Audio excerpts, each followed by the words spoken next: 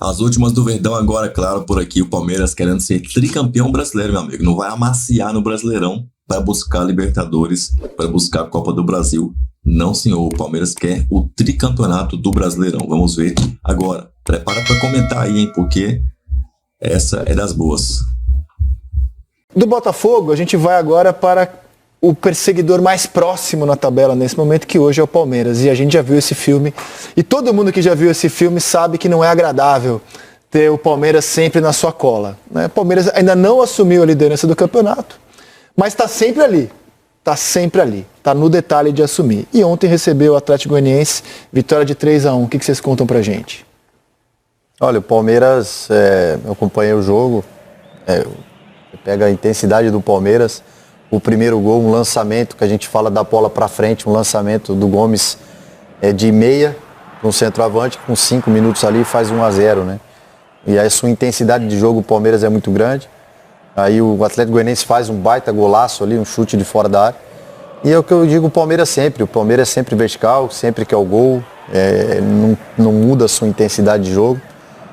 Mais uma vez os seus atacantes criando essas jogadas, e quando aperta para os atacantes, o zagueiro faz uma jogada brilhante.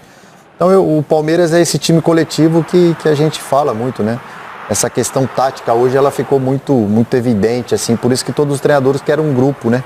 Automaticamente essas condições individuais vêm aparecendo. E o Palmeiras tem o Estevão, né? Que tecnicamente, individualmente, é um cara que desequilibra. Ontem não fez gol, mas poderia ter feito, mas deu passe, teve outras oportunidades. E o Palmeiras é um time que novamente aí vem forte para a conquista, para brigar pela conquista do Brasileiro, junto com os outros times, porque é um time que tem, além de ter elenco, tem grupo, tem um segmento de trabalho, tem já um conceito definido de ou dentro de casa ou fora de casa. E eu acho que o Palmeiras é um time perigoso, até o momento, se ele assumir aí a primeira posição. Eu achei que o Atlético Goianiense fez um jogo bom, hein? O Estevão não fez o gol, mas foi quase, né? Quase. Quase. O gol foi contra. Eu acho o jogo do Atlético não achei ruim, não. Achei um jogo bom. Ele conseguiu neutralizar um pouco o Palmeiras em alguns momentos. Quando estava 1-1, depois do golaço do Shailon, né, que é um meia que vem fazendo também um campeonato desde o ano passado, bem regular. Ele teve uma chance muito clara, uma falta, uma cabeçada do zagueiro na trave, né? Que podia ter feito 2-1 e depois o jogo poderia ter mudado. Claro que se tu dá brecha para um time como o Palmeiras, tu dá espaço, tu quer pressionar. E o Palmeiras tem essa versatilidade, né? Como time, né? De poder se fechar, poder jogar de contra-ataque. Tem o controle. Tem o controle. O Palmeiras não perde, Dali. Nos últimos 20 jogos, o Palmeiras perdeu 2. Ele perdeu para o Atlético Paranaense em casa e perdeu para o Fortaleza fora. É um time que tem muita regularidade. O Flamengo perde pouco. Perdeu do também. Inter em casa também. Mas anterior? Fora dessa sequência, anterior. Logo no início, foi um jogo na Arena Barueri. A Arena Barueri é outra questão. O Palmeiras no Allianz Parque perde muito pouco. A Arena Barueri você tem um outro recorte. Agora, é muito seguro. E esse ano achou um jogador que está resolvendo, né, individualmente. O Estevão. Que Leio, se não marcarem ele, se não prestarem atenção, ele é muito diferente. E tem uma questão no campeonato, Rizek, que transforma todos os jogos em difíceis. Esse ano o campeonato não tem aquele time que apanha de todo mundo. Até o D'Alessandro falou comigo não é o Fluminense esse time esse ano até o momento? Tem sido, mas não vai ser. Vai ser. É o Fluminense. Tem sido o Fluminense, né? É o Fluminense, mas nesse momento, o campeão da América, nesse momento, é o café com leite do campeonato. Não é tão fácil ganhar do Fluminense, mesmo com essa sequência de derrotas. Como é que você usou? É aquele time que você descansa, né? Quando você não tem time para você descansar, né? Aquela baba sempre que a vezes tem, né? A vezes time com respeito, né? Mas hoje a gente vai dar aquela descansada na rodada. Não tem. Vou poupar fulano, não tem. Poupar ciclano, não tem como poupar. O Atlético Goianiense está no C4. Eu citei o jogo Não, o Atlético Goianiense é jogo duríssimo. Eu citei o Fluminense porque, assim, pode pegar, os times que ganham do Fluminense fazem sempre o jogo da vida. Qual é o melhor jogo do ano do Corinthians? O único, 3-0. Atlético Goianiense também fez um baita jogo com o Fluminense no Maracanã. O Botafogo fez um jogaço com o Fluminense. Todo mundo que encara o Fluminense faz um jogaço contra o Fluminense, até o momento. Você falar uma coisa polêmica. Até o momento. Eu acho que tem sido mais fácil para os adversários vencer o Corinthians do que o Fluminense. Por incrível que pareça. Por exemplo, o Vasco dominou o jogo contra o Corinthians. Não, há muito tempo eu não vi o Vasco ser tão dominante no jogo como foi contra o falando Corinthians. do mal lavado, né? O Vasco perdeu pro Fluminense. Concordo, acho que são os dois times nesse momento fracos do campeonato. Nunca foi o futebol brasileiro, pela minha experiência, o Elano pode falar também, nunca foi fácil. Os times em casa... Às vezes tem aquele time que... mas os times em casa igual fazem uma campanha forte. É difícil jogar em estádio, muda o clima, o ambiente, o calor, frio. É difícil jogar, é difícil viajar, logística. Eu nunca achei que tinha um time, a gente ganhava em casa e ia fora, não, vamos jogar. O Vitória começou a gente pode perder. Perdendo de todo mundo, Vitória. Já está fora do Z4. Tu relaxa um pouquinho no futebol brasileiro, porque todos os times têm jogadores de qualidade, todos os times têm jogadores experientes, todos os times fazem valer o mando em casa. Então não é fácil, é difícil. Foi algo curioso, assim, o Vitor Pereira, que trabalhou no Corinthians depois no Flamengo, ele contou assim, que foi a maior surpresa que ele teve no Brasil, que ele não esperava um campeonato em que os clubes tidos como pequeno visitam o grande e atacam, jogam e tiram pontos. Ontem o Atlético Goianiense, vocês citaram a bola na trave, eu vou trazer um lance de arbitragem aqui. Acho que foi uma rodada de lances muito discutíveis. Sobre esse lance eu não tenho dúvida nenhuma. Estava 1-0 para o Palmeiras. Para mim foi pênalti, bem claro a favor do Dragão ontem no Allianz Parque. O juiz não deu, o VAR não chamou, mas eu vejo esse lance no detalhe, para mim foi pênalti. Ó, eu não tenho dúvida, cara, para mim foi pênalti. O juiz acabou não marcando. Né? O lance do Aníbal Moreno no Baralhas. Né? Para mim foi, para vocês. Alguém acha que não foi pênalti? Acho que o Aníbal toca nele, o Baralhas amplifica demais a queda, eu acho que acaba... atrapalhando a visão do árbitro. Eu acho que foi pênalti. Mas se tem contato é pênalti. É pênalti. Acho que foi pênalti. Pra mim foi pênalti. Eu se tô no VAR, chamo. O VAR não chamou. O contato não fica muito claro, né? Nesse ângulo não, mas no outro fica. Né? No ângulo lateral aqui, nesse, por exemplo, você acha que não foi nada. Nesse ângulo. Só que o VAR tem acesso a outras imagens. O juiz estava bem colocado. E nessa imagem não tem muita dúvida de que houve o choque. Nessa imagem, né? Insisto, o juiz... Ele não tem acesso a todos os ângulos no campo. Na frente, Zé. Claro, mas eu entendo que o juiz possa não ter visto. Ele não tem acesso a todos os ângulos. Mas esse é o lance de VAR, né? Sim, lance de VAR. Lance de VAR, claro. Se eu estou no VAR, eu chamo. Por causa desse ângulo. Para mim é pênalti. Para mim. E para você, Elano? Dali também é pênalti, né? Sim, se tem contato, sim. Tá em dúvida. Pênalti. Tá em dúvida, Elano? Eu tô em dúvida por causa da imagem, entendeu? Lógico que tem um contato, é pênalti, né? Justamente pelo movimento contrário. Mas assim, eu acho que o árbitro tinha a possibilidade de estar melhor colocado ali, porque ele estava bem acompanhando a jogada. E a jogada foi bem na frente dele, né? Eu acho que essas coisas ele...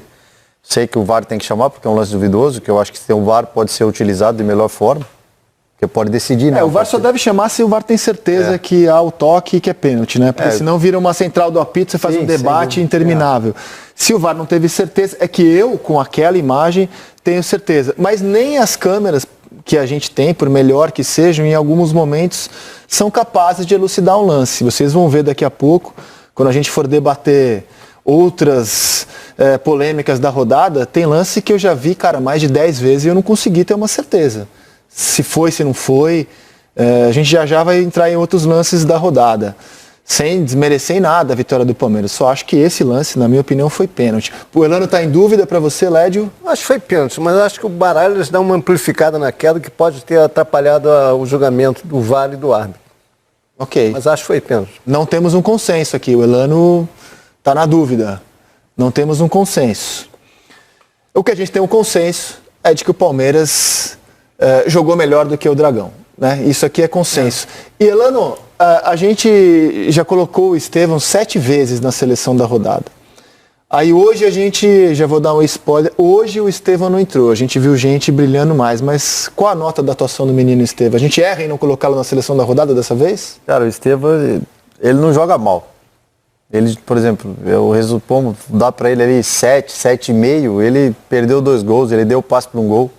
Então assim, é um menino que merece todas as melhores notas, né? Mas eu vou dar por toda a sequência, assim, ele merece mais, mas eu vou dar um 7,5. 7,5. Ó, ele foi eleito o craque do campeonato aqui no Seleção nos meses de maio e junho. É o jogador que por mais vezes esteve em seleções da rodada, 7. jogou bem, a gente avaliou bem ele ontem, é que dessa vez a gente colocou outros atletas no meio-campo da seleção da rodada, mas ele é sempre discutido, o garoto Estevão, é uma atração do O campeonato. que me surpreendeu, continua me surpreendendo, né? O facão que ele faz no... É impressionante. Porque ele não é atacante, ele pode jogar na beirada, pode jogar pelo meio, ele joga solto. Ele está se entendendo cada vez mais com o Veiga, né? O gol ontem foi... Eles estão se relacionando cada vez melhor dentro do campo, mas o facão que ele faz é um facão de extremo, de atacante. É aquele facão que você tenta parar e não consegue. É sempre o mesmo facão e nunca o adversário consegue parar. É igual o do Robin, né? É, porque o adversário, o lateral, o que faz aí? Olha a bola, não olha o homem. Ele está olhando a bola. Quando o atacante começou a correr, depois para correr já é tarde. E com a velocidade que ele tem, o domínio de bola, o controle... Cara, é muito difícil isso. O jogador é muito difícil. Olha aí. E nós somos, É o zagueiro, né? E nós somos meias. Você tem um jogador desse aí no seu time, a primeira bola que você pega, você já está pensando nele. É o zagueiro. O desafogo que ele é uma coisa incrível. Então, assim, é um menino que, além de velocidade, qualidade, agora deixa os caras para fazer gol. É um menino que tem uma qualidade individual que ele se doa pro coletivo. Então, para mim, ele... Mas eu acho aí que tem o dedo do Abel, sabe? Porque Claro. o meia sempre vem com bola no pé. O meia sempre que está perto do jogo curto, apoiado. Eu acho que o Abel tem esse trabalho de se Veiga desce um pouquinho, ele adiantar um pouquinho a sua posição, ser mais um atacante. Se o Veiga, se ele desce, o Veiga, sabe? Se complementa muito bem dentro do campo. E aí a gente vai sempre no coletivo, né, Dali? A gente vai sempre no tempo com o treinador, o entendimento. Tem coisa que o jogador do Palmeiras faz que às vezes o Abel não precisa nem pedir. Porque o entendimento técnico e tático que é tão... Automático, né? É tão automático dos atletas que ele, por exemplo, ele coloca o menino aberto na esquerda, ele coloca um volante, quando ele tira o volante, o menino já vem para volante, entra um extremo, automaticamente entra, o Rony sai, entra um menino da base, ele já sabe para onde vai. Então, assim, é um clube que tem uma estrutura, tem um conceito, tem um modelo, o treinador está há bastante tempo, então as coisas que a gente costuma dizer é que o trem já está no trilho, né?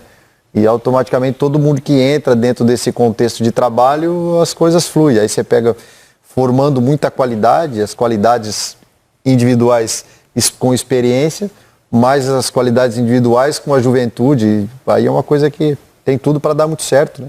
E quem entrou ontem, quando já estava 3-1, foi o Dudu. É a 8ª vez que ele é relacionado desde que voltou de lesão e a 4ª vez que ele entra. Como é que foi a participação dele ontem no jogo, Elano? Olha, eu senti, assim, eu encontrei o Dudu aí semana passada, né? Conversei um pouco com ele, principalmente a gente, ex-atleta, a gente pergunta muito como está a saúde, né?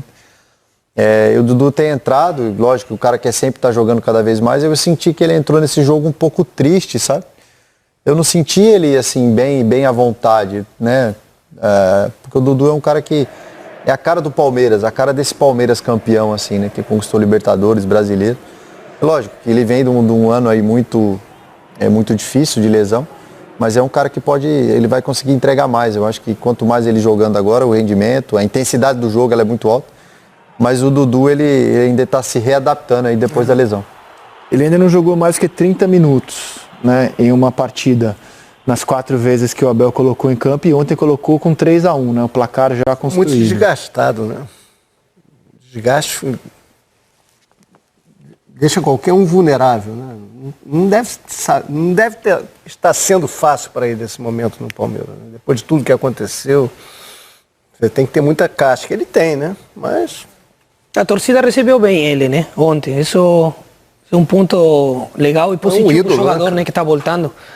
Ele teve uma lesão e ficou muito tempo fora. Sim. Então acho que ele tem que ir gradativamente também. Ele sabe disso. Né? O perfil dele para lesão também não é fácil. Não é fácil. É um cara de velocidade, muda de direção muito todo momento. Freio. Então o cara, quando ele está voltando, ele vai sentindo alguns receios que é automático, natural, né? Eu ouvi de gente lá de dentro uma teoria que eu achei muito interessante sobre o Dudu, sobre o momento que ele passa no Palmeiras. Não é segredo para ninguém que o momento é difícil.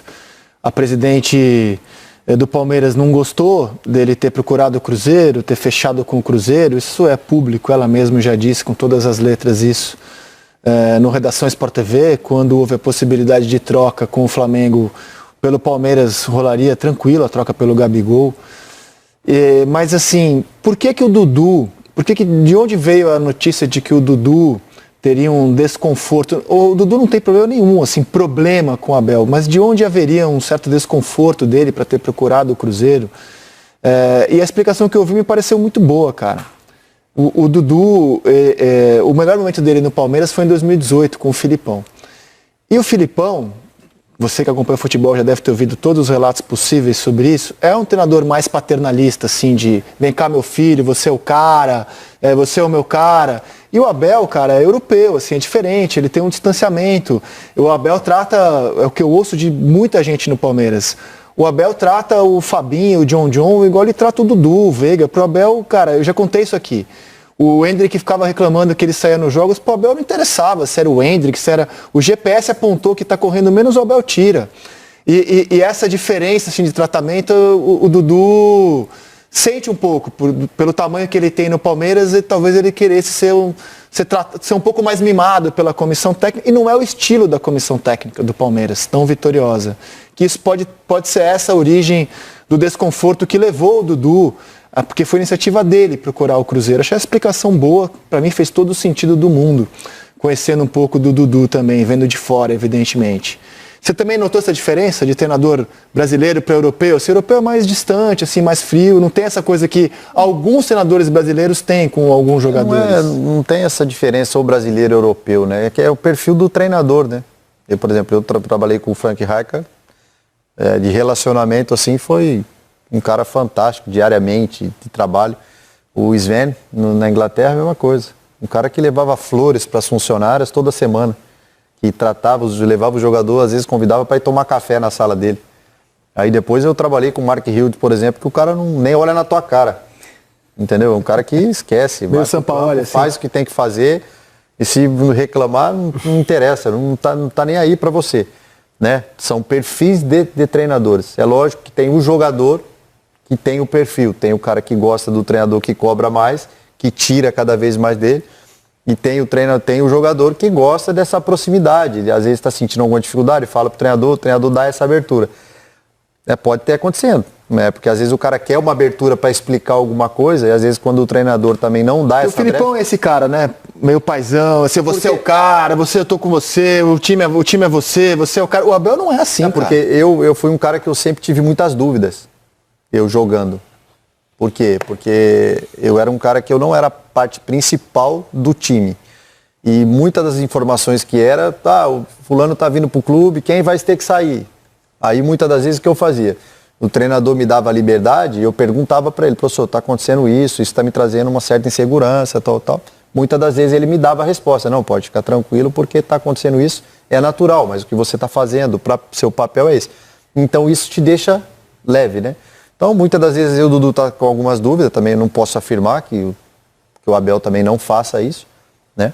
Eu estou dando só essa posição porque às vezes, o Dudu é um cara que realmente ele gosta de um carinho, gosta de um bom cuidado, gosta às vezes de conversar, falar alguma coisa. Então, às vezes o cara com todo, o Led acabou de falar, que eu concordo, tudo isso que aconteceu, às vezes o cara fica triste, muita informação, ele não sabe se é verdade ou se é mentira, se falam muitas coisas, até onde ele não sabe, até onde vai. Então, às vezes, uma conversa alivia o cara, né? Aliviando o cara, consequentemente, ele fica assim mais à vontade para poder treinar, jogar, que é uma coisa natural. E ontem ficou claro, Dudu jogou pelo Palmeiras, Gabigol jogou pelo Flamengo, o Gabigol falou aquilo que a gente já vinha comentando aqui no Seleção, ele cumpre o contrato até o fim do ano, o Palmeiras já entregou um pré-contrato para o Gabigol, não há negócio fechado, mas o Palmeiras já entregou a proposta para ele ser jogador do clube, só que ainda não teve um retorno do atleta. Isso está sendo avaliado. E agora a gente fala então do Flamengo. Está se desenhando para o Campeonato Brasileiro mais acirrado da história? Não sei. Boa noite, Gustavo. Boa noite a todos. Não dá, né, para a gente falar sobre isso, pensando no campeonato inteiro, principalmente que a gente está atravessando um trecho em que os jogadores da seleção brasileira estão voltando aos seus clubes aqui no Brasil. Alguns que estavam na Copa América já chegaram, outros ainda vão demorar. Falando do Flamengo, que a gente viu o material do Pedro agora há pouco, mencionando o empate com o Cuiabá, O meio de campo do Flamengo está nos Estados Unidos ainda com possibilidade de chegar à final ou ganhar a Copa América. Então, coisas como a fase do Atlético Mineiro, que é muito estranha, perto do que a gente viu o Atlético jogar, antes de começar a perder jogadores por convocações e lesões. Não dá para a gente falar em equilíbrio de campeonato, uma edição histórica. O que eu acho, desde o início, é que o campeonato tem um nível alto, o campeonato está interessante nos seus mais diferentes trechos de tabela, mesmo se a gente pensar lá embaixo, na zona do desespero, é uma coisa que já se avizinha uma luta de times tradicionais, o que aumenta a temperatura dos jogos, aumenta a angústia de grandes massas de torcedores no Brasil. Eu acho que isso vai continuar, muito provavelmente até o fim, com times grandes, não sei se exatamente todos esses que estão agora perto ou na zona do rebaixamento, mas alguns chegaram para ficar, como se diz na gíria. Agora, lá em cima, a gente tem o Flamengo e o Palmeiras, porque isso não é uma novidade, há muito tempo é assim, e o Botafogo jogando cada vez melhor. O Botafogo é um time que mantém um nível de periculosidade ao adversário constante. As escalações mudam, as dificuldades variam e o Botafogo continua. Então, também não dá para dizer que o Botafogo vai disputar o troféu. São Paulo chegou perto. São Paulo está ali também, né? Pode perder seu técnico? Pode. Tomara que não, mas sempre é uma possibilidade quando se trata de um eventual chamado de seleção nacional. Mas o que é mais importante para um treinador argentino? O São Paulo ou a seleção equatoriana? Bom, ele tem raízes no futebol equatoriano, ele ganhou título lá, ele trabalhou em 2 clubes, o Zubeldia, evidentemente. E ele pode ter o sonho de disputar uma Copa. Aliás, o Equador está na frente do Brasil nas eliminatórias. Sim. Mas o Equador não vai, não sei. E fez a mesma campanha que o Brasil na Copa América. Passou então, em segundo, caiu nas quartas. E quem é que pode criticar um treinador que talvez deixe um trabalho em andamento, ainda no começo, dá pra gente dizer, por causa do sonho de disputar uma Copa? Só um torcedor do seu time. Que é uma possibilidade que talvez ele não tenha. O torcedor do seu time. Sim. Com razão. Com razão. Sim. É uma situação em que muita gente pode ter razão, mas eu compreenderia, eu lamentaria, mas compreenderia. De novo, aconteceu com o São Paulo em pouco tempo, né? Então eu não acho que dá para a gente fazer agora esse tipo de previsão, é muito arriscado, mas o campeonato, sem dúvida, está legal. Está gostoso de assistir. Pois é. Oi, Zupa, boa noite. Eu falei para você já pegar e falar, e aí eu já ia entrar para falar, né? Ô, apresentadora, para gostar de falar. Não, eu só ia falar mesmo, assim, e pensando nesses times que estão ali, só para avançar, o André falou Flamengo e Palmeiras, quem você citaria também de mostrar essa força para seguir nessa briga? Eu vejo o Botafogo hoje com esse potencial, assim, claro que São Paulo e Bahia, que estão fechando ali o grupo dos melhores times do Campeonato Brasileiro, tem o Cruzeiro, que é um capítulo à parte para a gente conversar, todos eles têm potencial para incomodar. O Bahia tem que se provar mais nos grandes jogos, o Bahia tem um time muito legal de ver, um time muito bom, um trabalho excelente, mas nos grandes jogos o Bahia encontrou uma maneira de jogar, mas não encontrou uma maneira de pontuar, e acho que isso fica de lição. O Rogério certamente está trabalhando isso, e isso faz parte do crescimento do Bahia. O São Paulo é um time muito interessante, um time muito competitivo. O São Paulo tem um bom time, um bom elenco, mas estou curioso para ver como o São Paulo vai se comportar a hora que as Copas voltarem, porque eu vejo chance de título para o São Paulo nas Copas. São Paulo pode ganhar a Libertadores. Não é o favorito para isso, mas ele tem condição de ganhar, e não vai ser surpresa para ninguém. São Paulo, por um acaso, chegar a uma final de Libertadores, por exemplo, por mais que seja uma chave difícil. Então, talvez o Campeonato Brasileiro, de alguma forma, seja sacrificado. Palmeiras, Flamengo e Botafogo são os 3 melhores elencos do país, na minha visão. Tá. Aquela ideia do Galo como terceiro elenco, eu tenho um pouco de dúvida quanto a isso, desde o começo do ano. O Galo tem um time bom, muito bom, tem alguns 4 jogadores realmente especiais. Eu reputo dentro do elenco do Galo Arana, Paulinho, Hulk e o Scarpa como 4 jogadores especiais e alguns bons jogadores. Mas o Botafogo, janela a janela, vem montando um elenco muito equilibrado. Então acho que o Botafogo tem hoje time e elenco, e vai ter com os jogadores que vão estrear, com condições de acompanhar os 2 melhores times do país, que são Palmeiras e Flamengo. Se vai ou não, não sei, né? A gente tem que acompanhar, para ver se ele vai acompanhar. Mas eu acho o campeonato muito equilibrado, e 2 características me chamam a atenção. a quantidade de bons times no Brasil, ela está aumentando, isso é um ótimo sinal, e por isso o campeonato fica como está. Algo que eu tenho dito desde das últimas temporadas, ou desde o começo desse ano. A diferença entre Palmeiras e Flamengo e os demais times do país, os bons times do país, é uma diferença cada vez menor. Por mais que Palmeiras se reforce, Flamengo se reforce, a diferença deles para os demais está diminuindo, porque antes eles eram muito bons e os outros não. E agora os outros estão trabalhando muito bem também. Temos bons times trabalhando, então a diferença diminui. Isso faz o campeonato mais equilibrado. Agora, o que me chama a atenção nesse campeonato é justamente o fato de, a essa altura, antes da metade da competição, a gente ter Palmeiras e Flamengo brigando ali. É que o Palmeiras é o terceiro, mas eles ocupando a faixa de melhores times do campeonato. Não me lembro se a gente teve, nessa era de Flamengo e Palmeiras brigando por tudo, eu não me lembro se a gente chegou até, acho que não, desde o começo do campeonato, os dois ali brigando. Porque ou um disparava, o outro estava de olho nas Copas, ou ano passado era o Botafogo na conversa e na reta final, Palmeiras e Flamengo ameaçaram chegar e o Palmeiras ultrapassou. Agora, um campeonato brasileiro, que desde a metade do primeiro turno, por exemplo, a gente tem os dois melhores times do país ocupando esse espaço de briga direta pelo título, não me lembro, nessa era Flamengo-Palmeiras, disso ter acontecido. Acho que não aconteceu, estou aqui buscando. Eu também estou buscando. De 19 para cá. 19 o Flamengo cresceu depois do meio do ano. Então, a essa altura, acho que não tinha Jesus arrebentando ainda. Em 2020, o Flamengo só foi ser líder do campeonato na última rodada. O Flamengo arrancou na reta final.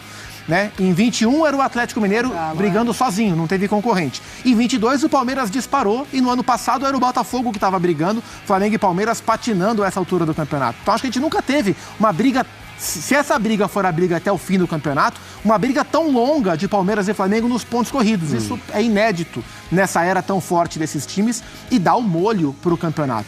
Mas nesse momento eu vejo como está a nossa tarja aí. O distintivo rubro-negro, o distintivo alvinegro, o distintivo alviverde, como de fato os três grandes times da competição. E esse é um choque na Libertadores, né? Botafogo e Palmeiras. Vai ser incrível esse duelo, porque é um duelo de bastidor, né? Leila e Textor, e um duelo de dois ótimos times. E aí pensando em Libertadores, a gente ainda tem o Grêmio Fluminense pensando do outro lado, né? Mas daqui a pouco a gente vai falar sobre isso.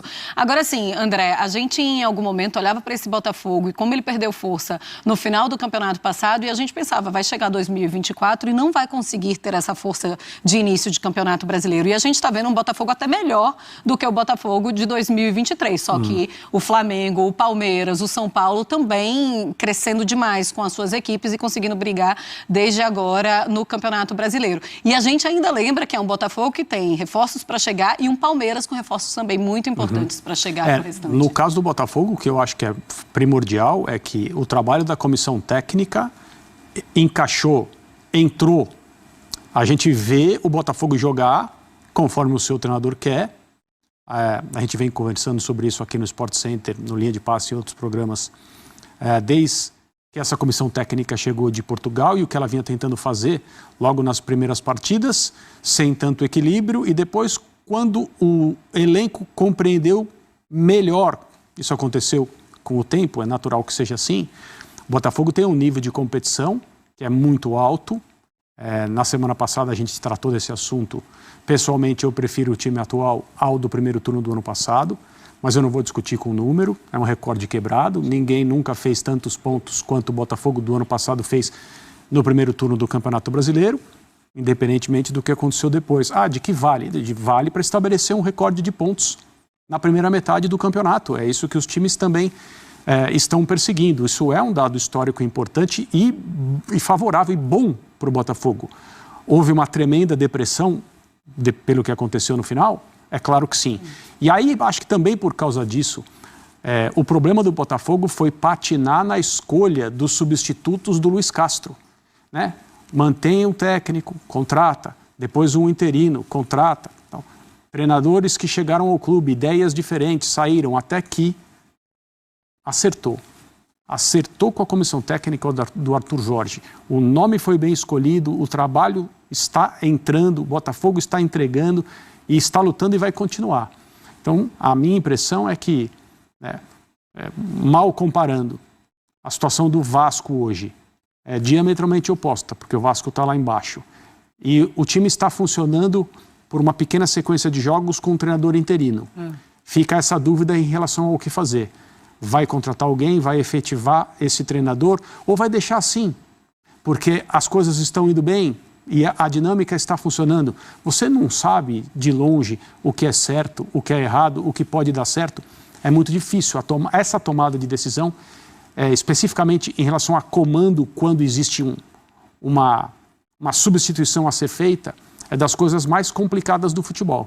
O Botafogo patinou um pouco, mas acertou e o prêmio está aí. Vamos falar agora da parte de baixo da tabela do Campeonato Brasileiro, porque a luta contra o rebaixamento também vai pegar fogo. Bem, jogando bem, a torcida vai fazer ele, a torcida vai pegar no pé do Abel. Não acontecerá isso, porque ele nem vai jogar, então tá muito claro. Então, Vitão, aposto o que você quiser. Vitão, a torcida tá do lado do... mas ele não tá jogando contra o lado dele. Mas se o Palmeiras vier, por qualquer motivo, se o Palmeiras começa a perder, se acontece algum problema lá dentro, a torcida vai pressionar pro Dudu jogar. Eu não sou torcedor do Palmeiras e não pressiono ninguém. O que eu estou afirmando é que com a Leila Pereira, presidente, como você mesmo disse, louca para acontecer com o Dudu, com o Abel, ele não vai jogar, então não vai ter 50%, essa chance é zero. Eu não acredito. Essa chance é zero. Eu não acredito porque a gente já viu o futebol dá muita reviravolta. O ano passado você falou, o Botafogo é campeão brasileiro, eu falei, olha, calma que o Palmeiras pode correr por fora. E aí as coisas mudaram com 13 pontos na frente. Mudaram. O que não vai mudar até o ano que vem é a Leila deixar de ser presidente do Palmeiras ano que vem. Isso não vai mudar, né? A Leila vai ser presidente do Palmeiras ano que vem. Agora, esse negócio aí do Palmeiras com o Flamengo, eu acho que, primeiro assim, o Dudu, o Dudu tá bem tranquilo. Ele pode jogar ou não jogar. O contrato está em vigência, ele tem muito dinheiro. Não tem, eu acho que é um negócio péssimo para o Dudu, porque não vai jogar no Flamengo. A idolatria que ele tem no Palmeiras, ele não tem no Flamengo, e hoje ele seria reserva no Flamengo. E aí, o Gabriel é a mesma coisa. O Gabriel é a mesma coisa no Palmeiras. Porque ontem, assistindo o jogo, a opinião que eu tinha, vendo ali o Dudu se aquecendo e tal... É como se o Abel falasse assim, Dudu, nós não precisamos de você. É isso, muito claro. Mas eu acho porque que é patético. É patético o cara treinar diante da torcida. Quer dizer, se ele precisa de aplausos, eu acho que o Dudu não precisa mais de aplauso, mas seria uma reverência do torcedor que paga o ingresso e vai assistir seu ídolo entrar em campo e não está entrando em campo, fica uma mensagem subliminar. Eu acho que, nesse caso, é uma situação muito mais do Dudu com a diretoria, porque... no lugar do Abel, o Abel deve estar falando o que lá dentro? Olha, é o seguinte, eu vou contar com o Dudu, mas se vocês querem a saída do Dudu para abrir um espaço considerável na folha salarial, vocês me tragam o Gabriel. Então, troquem o Dudu pelo Gabriel, beleza? Agora, caso contrário, eu vou mais na linha do Vitor, porque eu acho que o Dudu, pro Abel, é uma coisa... Pra Leila, que assina o cheque, é mais um espaço na planilha de Excel. É isso. E aí eu acho que ela vai falar assim, Abel, eu não vou ficar pagando o Dudu mais um ano. Se vocês não têm certeza agora, eu vou deixar ele ficar mais um ano no clube. Aliás, mais 2, né? Porque o contrato dele vai até o final de 25, né? Até o final de 25. Então, ou seja... Um ano e meio, mais a renovação automática de um ano. Por mais que o Flamengo é um time rico, é o mais rico do Brasil. O Flamengo já sabe que vai perder o Gabriel. Ele vai agora abrir negociação com o Palmeiras para ceder um jogador que ele sabe que pode ser importante. Que com quem ele disputa o título. Não tem cabimento. Exato. Não tem cabimento em nenhum setor. O Gabriel marcando gol contra o Flamengo na Libertadores. Isso não existe. O Gabriel tem 28 anos, o Dudu tem 33. É a única saída do Flamengo tentar recuperar um pouco. Mas não vai recuperar nada. Mas ele não precisa recuperar. Mas ele já perdeu. É uma insanidade isso aí. Ele já perdeu, não. Ele quer alguma coisa para recuperar. Se hoje, pro Flamengo, o melhor dos mundos é o seguinte, torcida, eu liberei o Gabriel que a gente ia perder de graça, peguei o Dudu de graça. Que agora não é nem Gustavinho nem Gustavo. É Gustavo Furtado. O que o Flamengo... Gustavo Furtado. O Flamengo quer recuperar esse dinheiro. Não vai recuperar. Não com o Palmeiras. É óbvio, né? Porque ele não vai ceder pro Palmeiras. Ele quer botar o Gabriel no México, na Espanha, se a ideia é passar na China. Se a ideia é passar um pano com a torcida, o pior jeito de passar um pano com a torcida é colocar o jogador que ela ama no rival. Com quem o Flamengo surge no brasileiro? Já pensou se o Palmeiras tira o Flamengo? É absurdo. Vamos supor, no encontro. O Gabriel está para o mesmo nível do do Dudu. Não, senhor. Então, De jeito nenhum. Não, senhor. Para as torcidas. Para as torcidas. Como um ídolo do clube. Sim. Eles estão no mesmo nível. Soluciona um problema político pro Landim e soluciona Gustavinho, um político. Gustavinho. Os caras já perderam o Gabriel. Exatamente. O Gabriel está sendo... Gustavinho. O Gabriel está sendo negociado neste momento com o Palmeiras. Eu entendo perfeitamente, só que é o seguinte, gente, nós vamos perder o Gabriel. Vamos tentar pelo menos ganhar alguma coisa agora? É isso. É o seguinte. Você imagina, você pega um Dudu. Lindo. Quanto vale... Olha só, deixa eu só terminar. Eu estava pagando 4 milhões de dólares. Esse era um bom negócio. O que você não está entendendo é o seguinte, é justo que o Flamengo tente ganhar alguma coisa agora para não perder de graça. Claro que ele vai tentar com todo mundo, menos pro Palmeiras. É óbvio, né? Já tá conversando. Não vai ter negociação agora. Já está conversando. Não vai. Não vai jogar no Flamengo. O que você não está entendendo é o seguinte, ele pode jogar a partir de 2025 no Palmeiras. Ele vai sair de graça. Só que agora, na metade do ano, não tem negociação com o Palmeiras. E é o seguinte, olha só. Vamos supor que o Flamengo coloque preço no Gabriel, tá? Gabriel custe, faltando 6 meses para acabar o contrato, 10 milhões de reais. Pro Kaká, que é o Santos, vale 10. Pro Vitão, que é o México, vale 10. Pro Palmeiras, é 50. Porque você acha que ele vai ceder o Gabriel agora?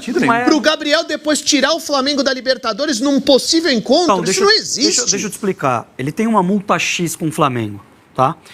Faltam 6 meses para acabar um contrato que era de 5 anos. Eu vou te dizer exatamente o que está acontecendo, tá? Isso não é informação. Conversei com as pessoas que são do staff do Gabriel. Hoje eu recebi uma ligação do staff do Gabriel. E aí me explicaram o seguinte. Claro que vai ser muito difícil uma negociação agora, neste momento. Mas pro Flamengo, que sabe que vai perder o Gabriel de graça ou perder o Gabriel e ganhar um jogador, que no caso é o Dudu? Claro que isso... Se esse jogador tirar você da Libertadores e do Brasileiro. O staff do Gabriel não tem controle, porque é entre os clubes. É isso. O Gabriel esperou até onde dava. O Gabriel informou, recebeu uma proposta de renovação por 1 ano. E o Gabriel falou assim, a gente vai te respeitar, vou esperar. Só que a gente tinha um acordo com o Flamengo... Era outro acordo. Era um contrato com mais tempo e o Flamengo voltou atrás. Falou, não, é 1 ano. Com esse contrato, ficou claro para o Gabriel e para o staff que o Flamengo não queria mais ele. Se quisesse, estendia o vínculo. Botava 3, 4, 5 anos e não colocou. Então, portanto, o Gabriel esperou até o limite e falou, é isso mesmo que vocês têm para oferecer? É isso. Então, nesses termos, nós não vamos fechar. Só no futebol, desculpa, só no futebol mesmo que o cara joga, que o cara não trabalha bem. Mais de 1 ano e quer receber aumento. Bom, então é o seguinte, Dudu não interessa, entre aspas, mais ao Palmeiras. Gabigol não interessa mais, entre aspas, ao Flamengo. E você, quem você acha que vai ser campeão brasileiro do ano 2024, que é o que estamos aí?